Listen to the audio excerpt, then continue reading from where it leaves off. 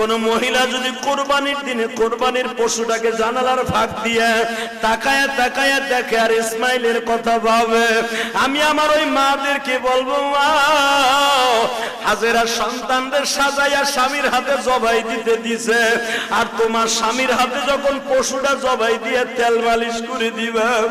এই পশুটাই দিয়া বলবে, ও জাতির পিতা ইব্রাহিম, সুন্নাত আবিকুম ইব্রাহিম,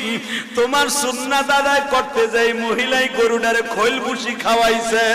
এই মহিলা গরম পানি করে দিয়ে আদর করে দিছে,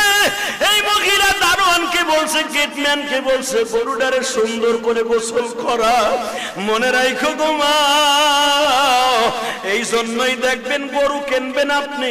গরুটার তদারকি দিয়ে দিবেন আপনার বিবির আন্ডারে। আপনার বিবি যদি এই গরুটারে তেল মালিশ করে দেয়, গরম পানি করিয়া দেয়, একটু আদর করে দাও গো মা,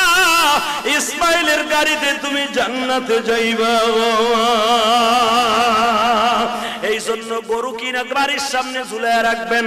বাড়ির সামনে বাইন্দা রাখবেন, আপনি নিজের হাতে আদর করবেন, এটারে শ্যাম্পু দিয়ে গোসল করাবেন,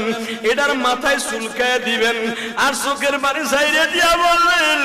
হে পশুরে, তোরে আমি কিনছিলাম, তুই আমারে পাপের থেকে বাঁচাই দিয়ে গেলি।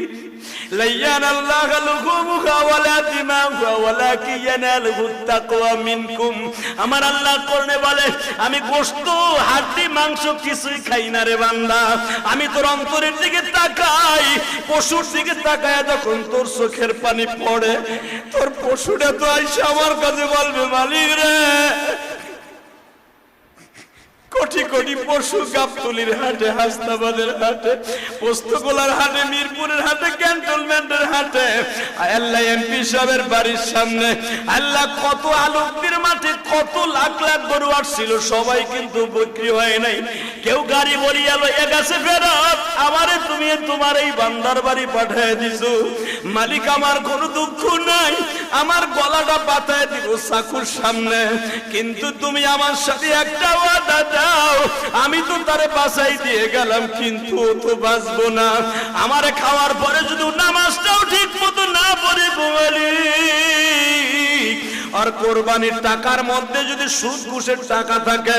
মানুষকে মাইরের টাকা থাকে, আমি রব্বে কারিমের কাছে তোর বিরুদ্ধে আদালতে নালিশ করব। আল্লাহ আমারে হারাম টাকা দিয়া কিনিয়া কোরবানি ওয়াজিব আদায় করতে চায়, মালিকরে জাহান্নামে না দিয়া পর্যন্ত ইয়া লাইতানি কুনতু তুরাবা, আমি পশু কোনোদিন মাটি হব না।